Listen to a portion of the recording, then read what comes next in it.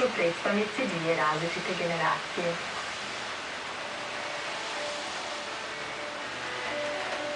Tad gde su bila obavezna predavanja, kao što je bilo obavezno prisustvo u vježbama, gde su se potpisali da mogu obaviti semestar i dosta su nam bila bitna ta predavanja za spremanje ispita, tako da je to bilo obavezno više.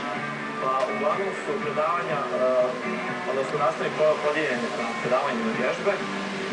Predavanje naravno zavise od programa koje određuje svaki profesor. Neki profesori insistiraju na tome da i studenti aktivno učestvuju na predavanju, tako što im dijele referate ili vode konkretan dijalog sa studentima, dok neki profesori drže predavanja bez aktivnog učešća studenta. Polagao se prvo praktični dio kod asistenta. Kad biste to položili, onda se izlazio na osnovni dio ispita koji je bio javan. Povlačilo su pitanja, i pitanja, zavisno ako je bila komisijski ispit sa 3 ispitivača, onda je bilo više pitanja. Osnovni je bio ispit, kako se to izvršavalo. Pa u predispitne obaveze spadaju kolokviji. Broj kolokvija zavisi od svakog profesora, uglavnom je to 2-3 kolokvija.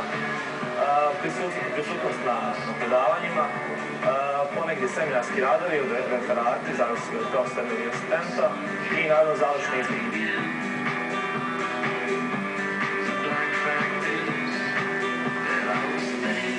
Uglavnom su se knjige kupovale, bilo je nešto iz skripti, ali većina se kupovala knjiga i znamo se kupovati stare knjige kad neko položi da kupovao knjiga. Bilo je znači tih skripta za praktični dio ispita, jako je bilo važno za nas baš u medicini prisustvovati praktičnim tim vježbama. Pa knjige se moraju imati i studenti se snalaze kako znaju knjige se kupuju, kopiraju ili posuđuju. Sad neki profesori su autori knjiga po kojima se radi, tako da oni se spiraju na kupovanju tih knjiga. Nas su profesori jako uvijek uvažavali od prve godine na fakultetu na Slavanje sa kolege, što vam je jako pomalo. I mogli ste se u svako doba javiti, konsultirati sa njim, zakazivati neke konsultacije. Mislim, tako jedan neposredan odnos, čak i na tim vježbama često nismo znali da je to profesor ili asistent ili neko ko je tamo pomoćno, koliko su ti ljudi bili jednostavni u komunikaciji. Pa je ono zapravo varira od svakog, i zavisi od svakog profesora, od njegovog načina rada, ali od samog fakulteta.